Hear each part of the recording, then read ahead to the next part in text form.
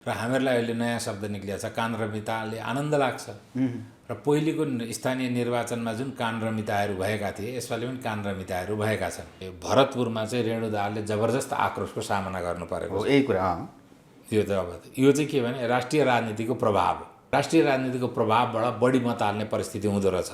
त्यो नभएको भए अहिले काठमाडौँमा सायद नेपाली काङ्ग्रेसले एमालेसित यत्रो जद्दोजहद गर्नु पर्दैन थियो।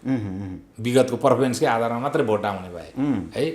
एउटा मेयरको निर्वाचन जित्नु र हार्नुले देश दुर्घटनामा पर्नुपर्ने त कुनै कारण देख्दिनँ म होइन।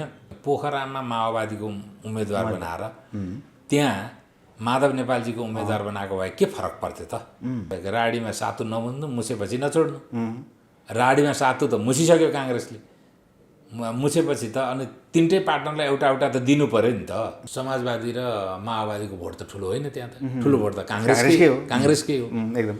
त्यो हो भने रेणु दाहाललाई अप्ठ्यारो पनि पर्न सक्ला। यो मान्छेहरूले कतिको सिरियसली लेखेको छ। यसको हरेक पैसा हामीले तिरेका छौँ कि। यहाँका मेयरले जस्तो प्रकारले महानगरलाई व्यवस्थित गर्नुपर्ने थियो र महानगरलाई जस्तो उहाँले चाहिँ प्रशासन दिनुपर्थ्यो र सेवा प्रदान गर्नुपर्थ्यो र विकासमा लिएर जानुपर्थ्यो, त्यसको बारेमा उहाँमा दृष्टिकोणको न्यूनता र व्यवस्थापनको कमजोरी यथेष्ट देखियो। अरुण कुमार सुवेदीज्यू, स्वागत छ हजुरलाई कतापि नेपालमा। धन्यवाद। कुराकानीको सुरुवात गरौँ। स्थानीय निकायको चुनाव नजिकै छ र आज राति 12 बजे मौन अवधि पनि आइसक्यो र हामी त्यसको पूर्व सन्ध्यामा छौँ। अलिकति एनालाइसिस गरौँ न। योभन्दा अगाडिको 5 वर्षमा भएका पनि चुनाव भएकै हो, बिचमा 5 वर्ष गयो, अहिले उम्मेदवारी विभिन्न उठाएर प्रचार प्रसार भइरहेकी छ। देशलाई स्विजरल्यान्ड बनाउनेदेखि अमेरिकासम्म बनाउने घोषणापत्र अहिले पनि सुनेर आएका हामी। विस्तृत रूपमा बुझ्दा हजुरले पहिला र अहिले यहाँ फरक के पाउनुभयो र अहिले कस्तो हिसाबले बढ्दैछ यो चुनावको माहौल, अलिकति यहाँबाट कुराकानी गरौँ। अब यो एउटा सेवाग्राही हो, म पनि स्थानीय निकायको सेवाग्राही नागरिक भएको हुनाले स्थानीय निकायको बारेमा म सचेत छु। स्थानीय निकाय र राष्ट्रिय चाहिँ विधायिका को क्षेत्राधिकार के हो भन्ने कुरो कम्तीमा म बुझेको व्यक्ति हुँ। त्यसकारण स्थानीय निकायको निर्वाचनमा पहिले पनि धेरै कुराहरू आए, यसपालि पनि आएका छन्। यहाँसम्म कि एउटा मेयरको उम्मेदवारले नै म मेट्रो बनाउँछु सम्म पनि भने। अब उहाँको क्षेत्राधिकार पर्छ कि पर्दैन त होइन। एउटा उसको बजेट कति छ, त्यसको वित्तीय मोडेल के हो, त्यो सबै नभइकन यस्ता हावादारी कुराहरू प्रशस्त पुरै हावादारी नै थिए। 100 दिनका प्लान थिए, हावादारी कुरा थिए विशुद्ध। त्यो कुरो के भने राष्ट्रिय निर्वाचनमा कुनै एउटा काङ्ग्रेस एमाले जस्तो ठुलो राजनीतिक दलहरूले कुरो उठाएको भए त्यसलाई चाहिँ सिरियसली हेरिन्थ्यो होइन। तर त्यसरी उठाएर मात्रै हुँदैन। अब चाहिँ के भने वित्तीय मोडेल पनि प्रस्तुत गर्नुपर्छ।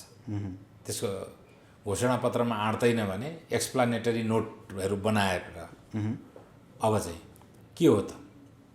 अब ओलीजीले पानी जहाज चलाउने भन्नुभयो, पानी जहाज चलाउने मोडेल के हो त? वित्तीय मोडेल के हो? घरमा ग्यास पाएको कुरा, टेक्निकल मोडेल के हो होइन।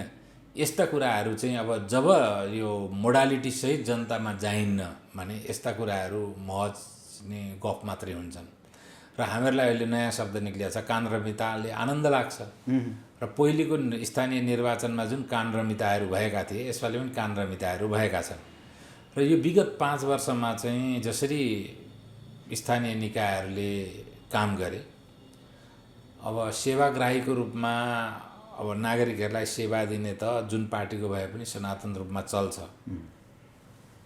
र काहीँ चाहिँ अलिक ज्यादती पनि भएको छ सेवा दिने कुराहरूमा पनि। नागरिकताको सिफारिसदेखि लिएर धेरै कुराहरूमा, इभन कि पञ्जीका अधिकारीको कार्यालयले गर्नुपर्ने काममा पनि ज्यादती भएका अब टिप्पणीहरू आइरहन्छन्।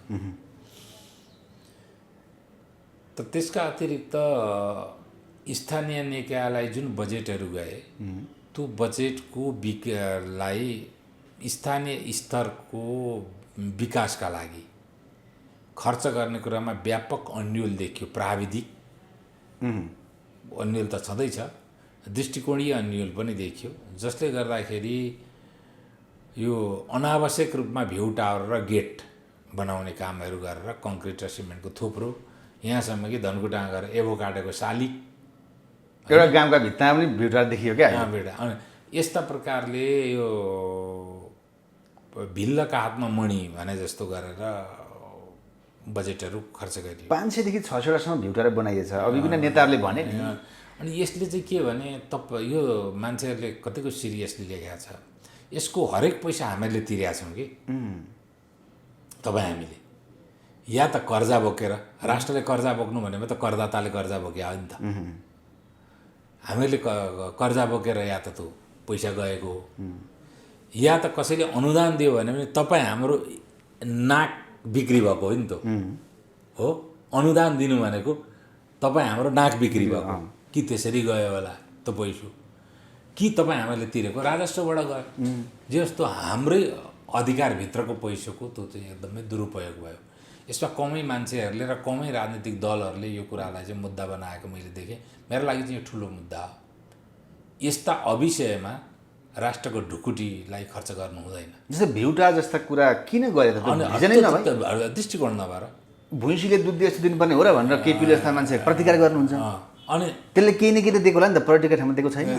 केही दिएको छैन त्यस्तो, काहीँ पनि केही ठाउँमा दिएको, काहीँ जरुरत पनि छ है, काहीँ जरुरत पनि छ जस्तो बुझ्न सकिन्छ। अब म धनकुटा क्षेत्रको मान्छे, धनकुटा 6 नम्बर बुधबारेमाथि एउटा थामडाँडो भन्ने छ होइन, त्यो महाभारत श्रृङ्खला। त्यो थामडाँडामाथि भ्यू टावर हो भने त्यसले चाहिँ पुरै एभरेस्टदेखि लिएर गरिन्छ, त्यहाँसम्म पुगेर गयो भने त्यस्ता ठाउँहरूको जस्तो दामनको भ्यू टावरको कुरो बुझिन्छ त पहिलेदेखि नै छ। तर जहाँ पनि भ्यू टावरको कुरो बुझिन्न है। रोल्पामा गएर भ्यू टावर खोलेकै छ। कटवाल कराउनलाई र त बाँदर धपाउनलाई भ्यू टावर चाहिने होइन होइन। त्यो स्थिति देखियो। यस्ता चाहिँ का दुरुपयोग, राष्ट्रिय स्रोतको दुरुपयोग, राज्य कोषको दुरुपयोगहरू भएको देखियो। त्यसमा अपेक्षित रूपमा मुद्दाहरू आएनन्। तर एउटा स्थानीय निकायसित सरोकार राख्ने सेवाग्राही र एकदमै अप्रत्यक्ष र प्रत्यक्ष कर दिने करदाताको रूपमा यी विषयप्रति मेरो गम्भीर ध्यानाकर्षण भएको छ।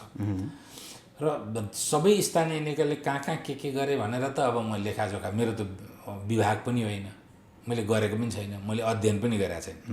तर 6-8 वटा महानगरपालिका, उपमहानगरपालिका त दौडधुप गरिराखेको त्यहाँबाट स्याम्पल त थाहा पाइन्छ। अब काठमाडौँ म बस्छु, पोखरा व्यापारको कारणले म गएको गई गर्छु होइन। अब वीरगञ्ज गएको गई गर्छु, विराटनगर, वीरगञ्ज, भरतपुरमा आउने जाने बुटवलमा भइरहेको हुन्छ। त्यो हेर्दाखेरि चाहिँ कस्तो देखियो भने 6 वटा महानगरपालिकालाई लिनुभयो भने विगतमा सबैभन्दा लथालिङ्ग भताभुङ्ग चाहिँ विकास व्यवस्थापन र सेवा प्रदानमा चाहिँ वीरगञ्ज देखिया, वीरगञ्जले देखिएको, वीरगञ्जै देखिया है। अब चुस्त दुरुस्त व्यवस्थापन र सेवाग्राहीको गुनासो पनि अत्यन्त न्यून भएको र आफ्नो उपस्थितिले केही विकास निर्माणहरू पनि राम्रै गरेको, एउटा मेयरले जति गर्न सक्छ त्यो हिसाबले गरेको हिसाबले अबलै देखिया हुन् विराटनगर र चाहिँ ललितपुर। र विकास निर्माणमा एउटा मेयरले गर्ने भन्दा पनि बढी किसिमले चाहिँ भरतपुरमा काम भयो। फेरि बढी नै भयो त्यहाँ, बढी नै भयो त्यहाँ। मतलब गजब लागेको छ। त्यति बजेटहरू पनि गए, कसरी गए अब त बाटाघाटा सबै राम्रै देखियो भने देखियो। त्यो भरतपुरमा भयो होइन। र सबभन्दा अरू एउटा ओर्स्ने पर्फर्मेन्स एउटा हेर्ने हो भने काठमाडौँ र पोखराको पर्फर्मेन्स राम्रो होइन। काठमाडौँ हुँदै होइन, काठमाडौँमा राम्रो होइन। राष्ट्रिय स्तरबाटका योजनाहरूले जे गर्नुपर्ने त्यो गर्यो होला होइन। जस्तो धराहरा पुनर्निर्माण भयो, दरबार हाई स्कुल पुनर्निर्माण भयो, ती सबै कुराहरूमा राष्ट्रको एउटा भूमिका रह्यो। तर यहाँका मेयरले जस्तो प्रकारले महानगरलाई व्यवस्थित गर्नुपर्ने थियो र महानगरलाई जस्तो उहाँले चाहिँ प्रशासन दिनुपर्थ्यो र सेवा प्रदान गर्नुपर्थ्यो र विकासमा लिएर जानुपर्थ्यो, त्यसको बारेमा उहाँमा दृष्टिकोणको न्यूनता र व्यवस्थापनको कमजोरी यथेष्ट देखियो। यो कुरा व्यक्तिगत मेयरमै समस्या हो कि माथिबाट समस्या आउँछ कि के हुन्छ? माथिबाट होइन, एउटा मान्छे माथिको एउटा मान्छे ठिक भयो भने पनि देशै कहाँ पुग्दो रहेछ भन्ने उदाहरण हामीहरूलाई दक्षिण कोरिया र मलेसिया छन्, सिङ्गापुर छन् होइन। त्यस्तै गरेर एउटा मेयर ठिक हो भने पनि त मेयरले धेरै कुरो व्यवस्थापन गर्न सक्छ। माथिको जुन मेयरभन्दा माथिका निकायहरू जुन छन्, ललितपुरका लागि पनि त निकाय त्यही हो, चिरी बाबु तिनी तिनी हुन्। अनि विराटनगरका लागि पनि निकाय त्यही हो, भरतपुरका लागि पनि निकाय त्यही हो। काठमाडौँका लागि मात्रै अलग निकाय त होइन, माथिको निकाय। त्यस कारण उहाँमै त्यो कमजोरी देखियो।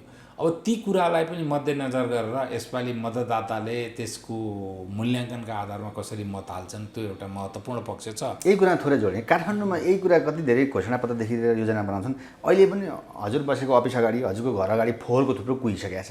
यो कुरा किन देख्न सक्दैन, अथवा यसलाई व्यवस्थापन कहिले हुन सक्दैन? यसको भित्री जड कुरा केही गर्न सकिन्छ समस्याको समाधान? म प्राविधिक मान्छे होइन, तर यसलाई के भने योजनै नआएका पनि होइनन्। प्राइभेट सेक्टरले काठमाडौँको फोहोरलाई व्यवस्थापन म यसरी गर्छु भनेर इन्भेस्टमेन्ट बोर्डमै चाहिँ परियोजना पनि प्रस्तावित गरेका छन्। तर त्यसमा अपेक्षित रूपमा चाहिँ निर्णय नगर्ने, वाञ्छित निर्णय नगर्ने, विलम्ब गर्ने, लगानीकर्तालाई निरुत्साहित गर्ने, यस्ता कुराहरू धेरै भएका छन्। र त्यसमा प्राइभेट सेक्टरलाई नदिने र नगरपालिकाले आफू लिने कुरामा चाहिँ भयङ्कर ठुलो इन्भेस्टमेन्ट बोर्ड र नगरपालिकाको धेरै ठुलो लडाइँ पनि भयो फोहोर व्यवस्थापनलाई। त्यो प्राइभेट सेक्टरलाई दिएको भए त सम्भवतः अहिलेसम्म त्यो व्यवस्थापन आफ्नो किसिमले सुरु पनि भइसक्थ्यो होला। अब निजी पुँजीलाई त नेपालमा जति दुष्टतापूर्ण प्रहार त सामाजिक स्तर र सञ्जालीय स्तरबाट पनि दुनियाँमा कमै देशमा हुने गर्छ। हालाकि अहिलेसम्म तपाईँको ट्रान्सपोर्ट निजी क्षेत्रले ध्यान दिएको छ, एभिएसन निजी क्षेत्रले ध्यान दिएको छ। हेर्नुहोस्, हुँदाहुँदा स्कुल कलेज र स्वास्थ्य सेवा पनि निजी क्षेत्रले ध्यान दिनुपर्ने परिस्थिति छ भने त्यही पनि निजी क्षेत्रलाई माथि प्रहार भइरहेको छ। त्यो दिएको भए अहिलेसम्म यो स्थिति आउँदैन थियो। त्यहाँभन्दा बाहेक किनभने म इन्भेस्टमेन्ट बोर्डको एउटा म पनि त्यहाँ काम परिराख्ने, त्यहीँबाट चाहिँ अनुमति लिएर म पनि परियोजना गरिराखेका मान्छे हुनाले जानकार हुनुहुन्छ, मलाई त्यसको बारेमा बुझ्दछु। त्यसको मलाई त्यसको बारेमा सामान्य जानकारी छ। अरू यो प्राविधिक विषयमा मलाई केही पनि थाहा छैन। अब म त्यसको न त्यसमा मैले कुनै व्यापार अजमाउने कोसिस गरेको मान्छे हो, न त अध्ययन गरेर त्यसलाई समाधान गर्ने प्रकारलाई क्यारियर बनाएको मान्छे। त्यसो भए प्राइभेट सेक्टरलाई किन दिन सक्दैन काठमाडौँको यही समस्या फोहोरको? त्यो कुरो चाहिँ अब तात्कालीन काठमाडौँ महानगरपालिका अधिकारी र इन्भेस्टमेन्ट बोर्डलाई सोध्नुभयो भने असल होला। तर दुईवटा बिचमा चाहिँ टक्कर परेकै हो त्यो विषयलाई लिएर। त्यति कुरो त मलाई जानकारी छ। टक्करको विषय के थियो भन्ने चाहिँ थाहा छैन। राजनीतिक इस्यु निकायका लडाइँका कुरा गर्छन् विभिन्न विश्लेषण गर्ने मान्छेले, अथवा यही फोहोरका कुरामा फोहोरलाई मोहर बनाउने कुरा पनि ल्याउँछन्। यति कुरा बुझ्दैन त यस राज्य शक्तिले काठमाडौँ जस्तो क्यापिटल सिटीमा भन्ने कुरा चाहिँ?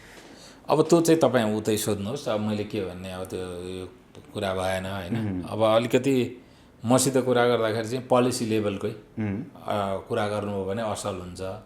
अब मैले बुझेको त्यति हो भन्ने मैले। अब यसैलाई तपाईँले रिपिट गर्नुभयो भने केही मबाट केही पनि अरू उत्तर आउन सक्दैन। त्यसो भए सुवेदीज्यू, हजुरले भन्नुभयो नि महानगरमा स्याम्पल बुझ्दाखेरि यस्तामा यतिसम्म काम र यस्तो देखियो भन्दा हो त, त्यो त देखियो। किनभने म आफूले महसुस गरेको पनि हो त। त्यहाँका जनतालाई सोध्नु भयो भने अझ बेस होला होइन। किन म यहाँ गइराख्ने हुनाले परिवर्तन देखियो नि त, देखेको परिवर्तन भनेको हो। तर त्यसले मात्रै नहुँदो रहेछ। कस्तो भने अहिले भरतपुरमा चाहिँ रेणु दाहालले जबरजस्त आक्रोशको सामना गर्नु परेको हो। यही कुरा यो त अब यो चाहिँ के भने राष्ट्रिय राजनीतिको प्रभाव हो। र विकासले मात्र पनि नहुँदो रहेछ एउटा मेयरल इलेक्सन। हजुरको भनाइ सर रेणु दाहालले राष्ट्रिय राजनीतिको प्रभाव, जनताले पनि त्यहाँको विकास निर्माण र सेवाको आधारमा मात्रै कम मत हाल्ने, राष्ट्रिय राजनीतिको प्रभावबाट बढी मत हाल्ने परिस्थिति हुँदो रहेछ। त्यो नभएको भए अहिले काठमाडौँमा सायद नेपाली काङ्ग्रेसले एमालेसित यत्रो जद्दोजहद गर्नु पर्दैन थियो। विगतको पर्फर्मेन्सकै आधारमा मात्रै भोट आउने भए है। र हेरौँ अब राष्ट्रिय राजनीतिले नै बढी प्रभावित पारिरहेको अवस्था चाहिँ छ। स्थानीय मुद्दा र स्थानीय स्तरमा कुन पार्टीले उपयुक्त उम्मेदवार दिएको छ भन्ने बहसभन्दा बढी राष्ट्रिय राजनीतिको बहस र राष्ट्रिय राजनीतिमा भर्टिकल पोलराइजेसन, जनतै जुन पोलराइज हुने अवस्था छ त्यसले नै बढी यसपालिको निर्वाचनलाई पनि प्रभावित पार्ला कि जस्तो चाहिँ देखिएको छ। हजुरको भनाइअनुसार भरतपुरमा केही न केही राम्रो प्रभाव त देखियो काम त एउटा चाहिँ विश्लेषणात्मक बुझ्दाखेरि भने रेणु दाहालले फेरि चाहिन्छ भनेर राष्ट्रिय राजनीति पुरै लाग्नु, देउबादेखि लिएर सारा गर्नु, नभएदेखि दुर्घटनै हुन्छ देश भन्ने कुरा चाहिँ किन त्यहाँ गयो त? त्यही त राष्ट्रिय राजनीतिको प्रभाव भनेकै थियो। राष्ट्रिय राजनीतिको प्रभाव पऱ्यो कि त्यहाँ। अब देशै दुर्घटना पर्छ भनेर प्रचण्डजी भनिराख्नु त्यो भएको छ। भन्नुपर्ने किन भन्ने? एउटा मेयरको निर्वाचन जित्नु र हार्नुले देश दुर्घटना पर्नुपर्ने त कुनै कारण देख्दिनँ म, होइन। फेरि त्यो राजधानी पनि होइन, राजधानीको मेयरको संसारभरिमा एउटा प्रभाव हुन्छ, किनभने यसले चाहिँ कूटनैतिक अर्थ पनि राख्छ राजनैतिक राजधानीको मेयरले। विदेशी अब राष्ट्राध्यक्ष प्रधानमन्त्री आयो भने नागरिकका तर्फबाट अभिनन्दन गर्ने दायित्व भनेको राजधानीको मेयरको हुन्छ। तर अब त्यो पनि होइन।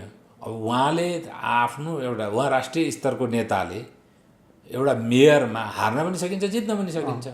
यति ठुलो प्रतिष्ठाको विषय होइन र यो सामान्य कुरो हो। तपाईँहरूले विगतको निर्वाचन हेरेर चाहिँ मतदान गर्नुहोस्। यति हो कि अब नियमित आकस्मिकताले रेणु दाहाल चाहिँ मेरी छोरी भइन् भनेर भनिदिएको भए पुगिहाल्थ्यो, होइन।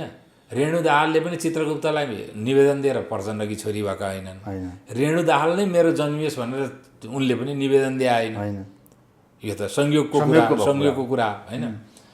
त्यस कारण त्यति भनेको यसलाई लो प्रोफाइलमा राखेको भए भइहाल्थ्यो। किन यत्रो चाहिँ धेरै गरियो, होइन। अब हालाकि त्यो किसिमको भरतपुरमा जस्तो राष्ट्रिय राजनीतिको अहम मुद्दा चाहिँ काठमाडौँको मेयरको निर्वाचन भएको छैन। अरू कहीँको मेयरको निर्वाचनमा त्यो मुद्दा भएको छैन। अब त्यहाँ भरतपुरको चाहिँ त्यो गरियो। यो प्रचण्डकै लागि पनि राजनीतिक रूपले लाभकारी छैन। यो कुरा, यो भनाइ र उहाँको अहिलेको प्रेसर लाभकारी छैन। त्यसमा चाहिँ नि जगन्नाथ पौडेलले गर्दा त्यति भन्नुपर्ने बाध्यता भइरहेको हो त। अब त्यो चाहिँ म चितवन राम्ररी जान्दछु, होइन। कि अब हेटौडामा काङ्ग्रेसको इतिहासदेखि लिएर बुझ्नु भएको छ नि त। त्यहाँ हेटौडा उद्यम गरेर बसेको मान्छे, त्यसकारण पनि जान्दछु। अर्को अब त्यहाँको लामो समय काङ्ग्रेसमा मेरो संलग्नता भएका धेरै काङ्ग्रेसीहरूलाई चिन्छु पनि। अब जगन्नाथजी पनि नचिनेको मान्छे होइन। कृष्णलाल सापकोटा, जगन्नाथ, बाबुलाल पुरी जस्तो चाहिँ सिनियर मोस्ट मान्छेहरू चाहिँ अब विद्रोहमा लाग्दाखेरि त्यहाँको आम काङ्ग्रेसी मतदातादेखि लिएर कार्यकर्ताहरूमा पनि एक किसिमको समस्या उत्पन्न भएको छ, होइन। अब यो सबै कुरा चाहिँ को जडमा जानुभयो भने प्रचण्डजीले त्यसलाई आफ्नो राजनीतिक प्रतिष्ठा बनाउनुको कारणले नै यो भएको स्थिति देखिन्छ। उहाँले अर्को ठाउँमा चाहिँ ट्रेडअप गरेर अर्को ठाउँमा चाहिँ जस्तै पोखरामा माओवादीको उम्मेदवार बनाएर त्यहाँ माधव नेपालजीको उम्मेदवार बनाएको भए के फरक पर्थ्यो त? त्यति गरेर राष्ट्रिय राजनीतिमा चाहिँ मलाई समर्थन गर्नुहोस् भने चाहिँ एमपीमा एउटामा चाहिँ मलाई छोड्नुपर्छ भनेर त्यहाँ भनेको भए सम्भवतः त्यति मात्रै राजनीतिक व्यवस्थापन गरेको भए काङ्ग्रेसमा यत्रो प्रकारको विद्रोह हुँदैन थियो कि भन्ने मेरो बुझाइ हो। हेर्नुहोस्, उहाँले हेर्नुहोस्, अब काङ्ग्रेसले त तीनटा महानगरपालिका लेखेपछि तीनटा अरू पार्टनरलाई एउटा त छोडिदिनै पर्ने बाध्यता थियो, होइन। होइन भने अरू चाहिँ कि गठबन्धन नगर्नु, के अरे उखान छ नि त, राडीमा सातु नमुन्नु मुछेपछि नछोड्नु। राडीमा सातु त मुछिसक्यो काङ्ग्रेसले, मुछेपछि त अनि तिनटै पार्टनरलाई एउटा त दिनु पऱ्यो नि त। दिँदाखेरि उहाँले भरतपुरको सट्टा यो अहिलेको परिस्थितिलाई बुझेर त्यो गरेको पाइहाल्नुहुन्थ्यो। अब रेणु दाहालले यत्रो काम गर्दाखेरि पनि यो हदसम्मको चाहिँ कोप भाजनमा चाहिँ रेणु दाहाल पनि नपर्नुपर्ने परिस्थिति हुन्थ्यो होला। रेणु दाहाललाई भोलि चाहिँ प्रान्तीयदेखि लिएर राष्ट्रिय निर्वाचनमा पनि उहाँका चाहिँ सम्भावनाहरू हुन्थ्यो होला। र उहाँले मेयरलाई नै प्रतिष्ठाको विषय बनाएर राजनीतिक व्यवस्थापनलाई जटिल चाहिँ बनाउनु भयो प्रचण्डजीले। त्यसमा रणनीतिक रूपले चाहिँ यो सही थिएन उहाँका लागि। अब गरि नै सक्नुभयो त, उहाँले पनि साथ त मुछिसक्नुभयो। अब खाने बाहेक विकल्प छैन उहाँसँग। जसरी पनि जित्नुपर्ने कुरा त राज्य सत्ता नै लाग्ने भनेपछि अब पनि त्यहाँ पहिला पनि राज्य सत्ता नलागेको चाहिँ त म स्वीकार गर्दिनँ। मान्छेले भन्छन् देउबा त्यहाँ गएर बेलुकादेखि बसेदेखि नै त्यो कुरालाई काङ्ग्रेसको अध्यक्षको हिसाबले बस्नुभयो नि। तर प्रधानमन्त्री पनि उहाँ त हुन् त। होइन, त्यो त दलीय व्यवस्थामा एउटा प्रधानमन्त्री त हुन्छ, उसको दुइटै दायित्व छ। दुइटै दायित्वको हिसाबले काङ्ग्रेसको अध्यक्षको हिसाबले त्यहाँ जानु हो। गएपछि अब हुन्छ त, केपी ओली पनि पूर्व प्रधानमन्त्री हो, मन्त्रीको प्रोटोकल जहिले तहिले हुन्छ। उहाँ जाँदाखेरि नि उहाँको सुरक्षामा सबै राज्यको उपस्थिति हुँदैन। केपी ओली गएको ठाउँमा राज्यको उपस्थिति हुन्छ कि हुँदैन उहाँको सुरक्षा? त्यस कारण प्रधानमन्त्री अब सिटिङ प्राइम मिनिस्टर अर्को चाहिँ मतलब उसको घरायसी प्रयोजनको लागि काहीँ गए पनि उनीहरूको त्यो सेक्युरिटीहरू र एउटा न्यूनतम डेकोरमहरू राज्यले यहाँ त हेलिकप्टर देखेर सेनाको प्रयोग गर्यो, दुरुपयोग गर्यो। होइन उहाँ त प्रधानमन्त्रीको डेकोरमको कुरा। त्यस्ता छिचेरा कुरा आउँछन्, त्यस्तैतिर नदा। यो सामाजिक दुष्टता र सञ्जालीय दुष्टता हाम्रो चरमोत्कर्षमा छ। त्यस कारणले यस्ता टिप्पणीहरू आउँछन्। त्यसो भए नेताहरूमा हुने विभिन्न गुणमध्येमा जगन्नाथ पौडेलले चाहिँ एउटा आफ्नो देखाएकै हुन्छ, विभिन्न लोभ र धम्की समेत अहिले देखाइराख्नु भएको छ। यसको दुईवटा एङ्गलबाट गरौँ विश्लेषण। ओके, एउटा त प्रचण्डजीबाट आक्रोशित भएका काङ्ग्रेसीहरूले कुनै हालतमा पनि जुन रेणु दाहाललाई भोट नहाल्ने परिस्थिति थियो, तिनीहरूले क्रस भोटिङ गर्ने सम्भावना कमजोर भयो र उनीहरूको आक्रोश पोख्ने एउटा चुनाव चिन्ह आयो भुइँकटर। यसले रेणु दाहाललाई राम्रै पनि गर्न सक्छ, गर्न सक्छ। क्रस भोटिङ त भएन नि, क्रस भोटिङ त भएन। तर ठुलो तादादमा चाहिँ काङ्ग्रेसको भोट त्यतापट्टि गइदियो भने समाजवादी र माओवादीको भोट त ठुलो होइन, त्यहाँ त ठुलो भोट त काङ्ग्रेसकै हो एकदम। त्यो हो भने रेणु दाहाललाई अप्ठ्यारो पनि पर्न सक्ला होइन। जहाँसम्म व्यक्तिगत कुरा छ जगन्नाथजीको, उहाँ पुरानो मान्छे हो, एमपी भइसकेको मान्छे हो। एमपी भइसकेर पार्टीले एउटा रिकग्निसन दिइसकेपछि र एउटा पार्टीको तर्फबाट एउटा दायित्व लिइसकेको मान्छेले विद्रोह गर्नु चाहिँ वाञ्छनीय थिएन। उहाँले विद्रोह गर्ने होइन। यहाँ आएर शेरबहादुरजीको कार्यकक्षमा गएर थर्काउन सक्ने चाहिँ औकात हो कृष्णलाल सापकोटा र जगन्नाथजीको। त्यो चाहिँ उहाँहरूको सकारात्मक कुरो हुन्थ्यो। अब यो चाहिँ ध्वंसात्मक विद्रोहको तर्फ उहाँ जस्तो परिपक्व मान्छे, शिक्षाले अनुभवले सबै किसिमले परिपक्व मान्छे अधिकारको कुरा गर्नुभयो। अब यो कुराको अन्तिम यसलाई अब धेरै नगर्छौँ। अब मेरो उहाँप्रतिको एक्सपेक्टेसन मात्रै हो। उहाँले के कुरा गरिराख्नु भएको छ सबैलाई गणित गरेर म बस्या पनि छैन। त्यो तादादमा त्यसलाई महत्त्व दिएर मैले महत्त्व दिनुपर्ने अरू धेरै विषयहरू छन् होइन, मैले गरे पनि छैन। अब अहिले मुलुकको आर्थिक अवस्थाको बारेमा अध्ययन गर्ने, के गर्दा हुन्छ भन्ने त्यतापट्टि चाहिँ बढी महत्त्व दिएर हेरिरहेका छु।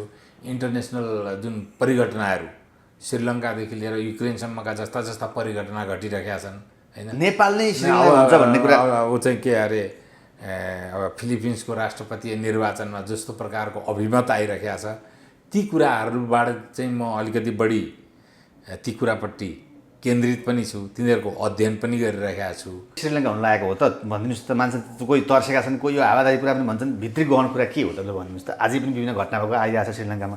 नेपाल त्यही अवस्था हुने सम्भावना छ त?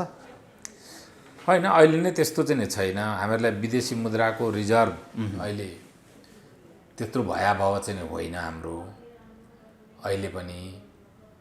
तर सरकारले दिएका केही नीतिहरूले अलिकति प्यानिक चाहिँ थपिदिएको हो, त्यो मात्रै हो। अब दोस्रो चाहिँ जहाँ अहिले श्रीलङ्काको भन्दा बिल्कुल अलग विषय चाहिँ ब्याङ्कहरूको क्रेडिट क्रन्च भइरहेको छ। कर्जा दिन नसक्ने अवस्था ब्याङ्कहरूको आइरहेको छ। यसले चाहिँ गम्भीर रूपमा एउटा आर्थिक सङ्कट निम्त्याउने सम्भावना छ। र यी सबै कुरालाई समाधान गर्ने डजियर के हो भनेर न प्रतिपक्षले कुरा उठाउँछ, कहिले उठाउँदैन, न सत्ता पक्षले यसको बारेमा हाम्रो चाहिँ यो है भनेर व्यापारिक कम्युनिटी र जनतालाई आश्वस्त पार्न कोसिस गर्छ। त्यस कारण यो चाहिँ यो आर्थिक मुद्दाहरूप्रतिको संवेदनहीनता चाहिँ गम्भीर विषय हो। नेताहरूले त आफ्नो माधव नेपाल ओली आफ्नो विरोध गर्ने मात्रै देखिन्छ नि अहिलेसम्म त। अहिले त्यस्तै देखियो होइन। त्यसैले गर्दाखेरि हरेक एकअर्काले हिलो छ्यापाछ्याप उहाँले गर्नुभयो। तर आर्थिक मुद्दा प्रतिको जुन संवेदनहीनता छ यसले चाहिँ देशलाई गम्भीर दुर्घटना पार्छ कि भन्ने लाग्यो। जस्तो कि अब कर्जा यसरी नै टाइट हुँदै जाने हो भने सबै चाहिँ निजी क्षेत्रका कामहरू ठप्प हुन्छन्। हेर्नुहोस्, त्यो भनेको आर्थिक क्रियाकलाप बाधित हुनु भनेको राजस्व बाधित हुनु हो। 1 अरब खर्च गरेर नेपालमै केही निर्माण कार्य भयो भने त्यसको 14.5% चाहिँ बाउन्स ब्याक भएर सरकारकै राजस्वमा जाने हो। 13% भ्याट र 1.5% टिडिएस। त सिधै सरकारले 1.5% 3 महिनामा जान्छ कि 4 महिनामा जान्छ, अनि 4 महिनामा जान्छ, यो 13% त 1 महिनाभित्र गइहाल्छ। अनि अब यसले आयातलाई जुन नकारात्मक गरेको छ, यहाँ उत्पादन भएको छैन, आयातलाई पनि तपाईँले नकारात्मक सूचीमा राख्ने हो भने यसले जबरजस्त मूल्य वृद्धि हुने सम्भावना छ। अन्तर्राष्ट्रिय स्तरमै वारको असर जुन छ त्यसले मूल्य वृद्धि गराइरहेको छ। फुड सेक्युरिटीमा गम्भीर प्रश्न आइसकेको छ। इन्धन र इनर्जी सेक्युरिटीमा ठुलो परिस्थिति चीन र भारत दुइटैले चाहिँ सामना गरिरहेका छन्। इनर्जीको प्राइस कहाँबाट कहाँ पुगिसक्यो हैन, त्यहाँ त डाइनामिक प्राइस छ इनर्जीको। नेपालमा जस्तो जहिले तहिले एउटै त होइन इनर्जीको, गतिशील भइरहेको छ। त्यहाँ त डाइनामिक हुन्छ माग र आपूर्तिको हिसाबले। अब यस्तो परिस्थितिमा कसरी चाहिँ यो कर्जाको अवस्था खुकुलो बनाउने हो?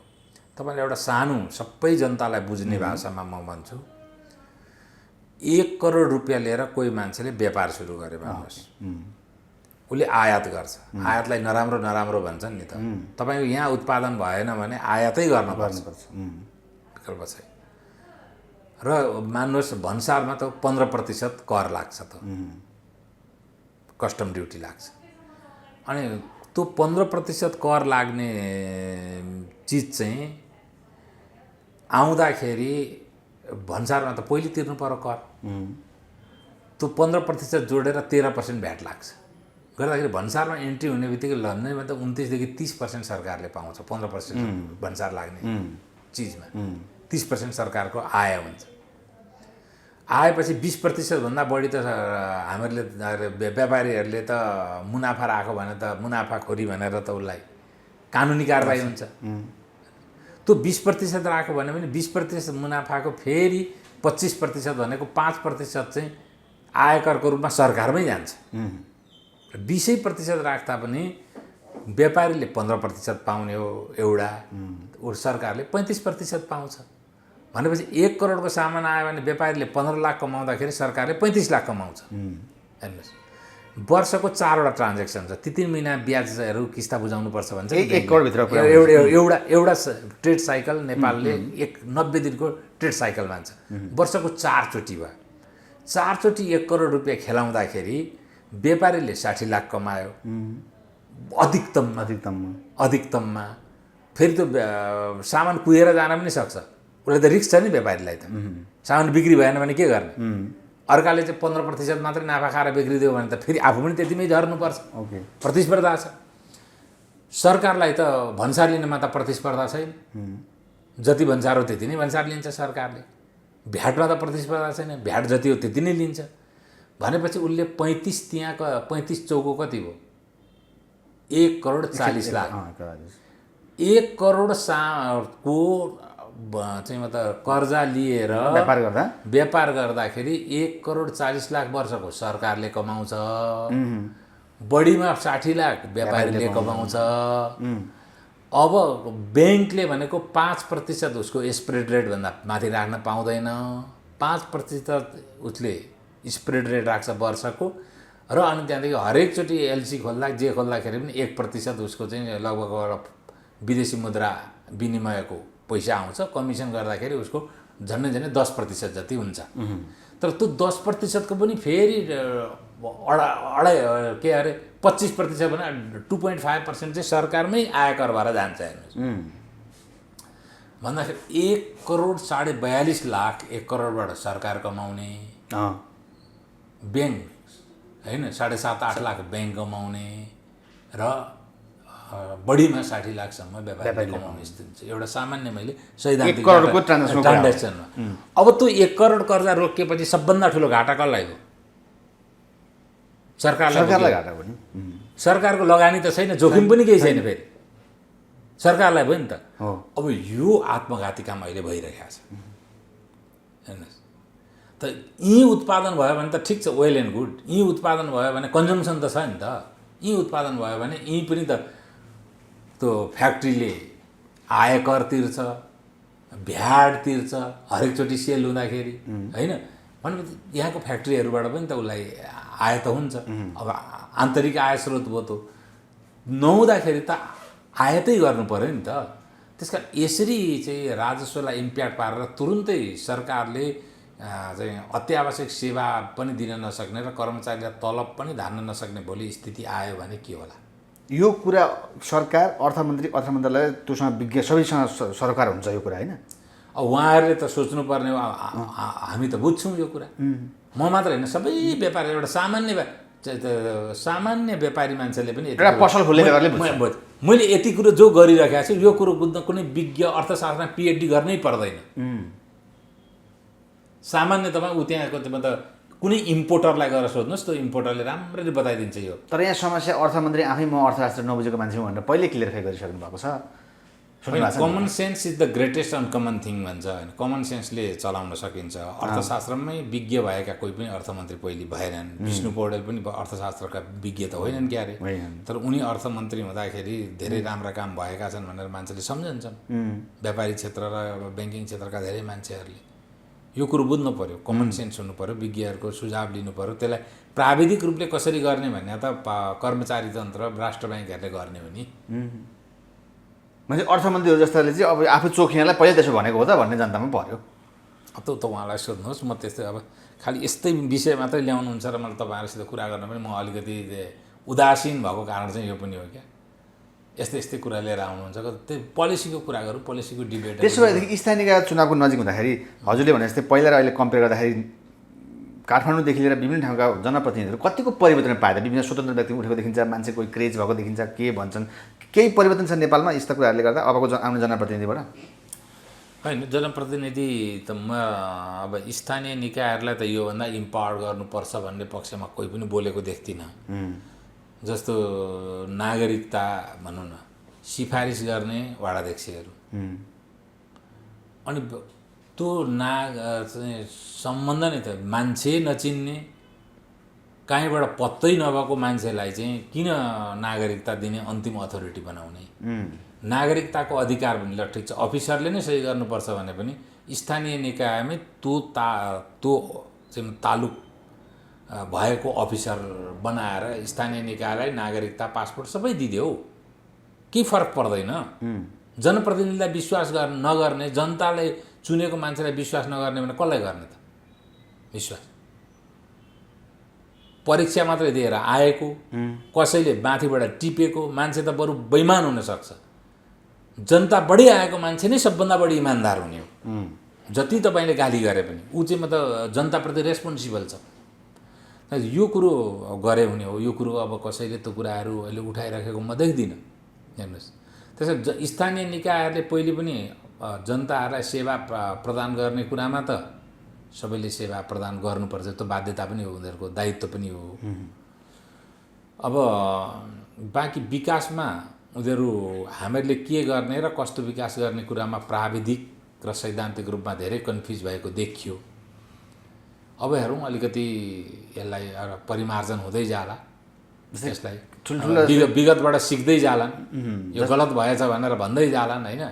काठमाडौँ जस्ता केही ठाउँमा पनि अब मेयरहरू पनि के नातावाद कृपाका कुरा गर्छन्, विज्ञ छैन भन्छन्, यस्ता कुराले त फरक त पर्ला नि। केही देख्नुभयो? अन्तिममा कुरा गर्दैछु म।